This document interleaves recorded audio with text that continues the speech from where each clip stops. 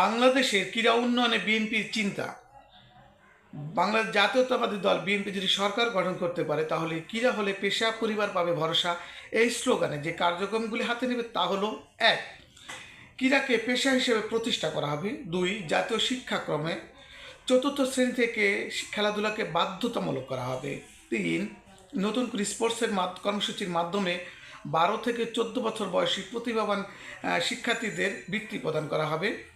4. 64 জেলায় ইনডোর সুবিধা সম্পন্ন স্পোর্টস ভিলেজ নির্মাণ করা হবে। 5. দেশের সব উপজেলায় ক্রীড়া অফিসার ও ক্রীড়া শিক্ষক নিয়োগ দেওয়া হবে। 6. প্রতিটি শিক্ষা প্রতিষ্ঠানে পর্যায়ক্রমে বিশ্বভিত্তিক ক্রীড়া শিক্ষক নিয়োগ প্রদান করা হবে।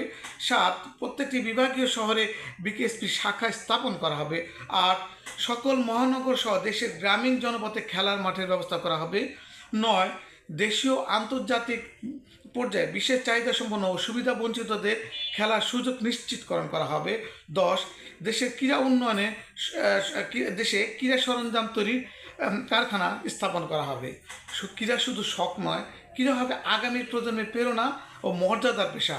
এই স্লোগানকে বাস্তবায়ন করতে হলে আপনারা আগামী নির্বাচনে ধানের শীষে বিএনপিকে প্রার্থীদের বিজয় করে ইনশাল্লাহ সংসদে পাঠান, সরকার গঠন করুন। বাংলাদেশে ক্রীড়া বিপ্লব গড়বে তারেক রহমানের নেতৃত্বে বাংলাদেশ জাতীয়তাবাদী দল বিএনপি। ধন্যবাদ সবাইকে। আসসালামু আলাইকুম।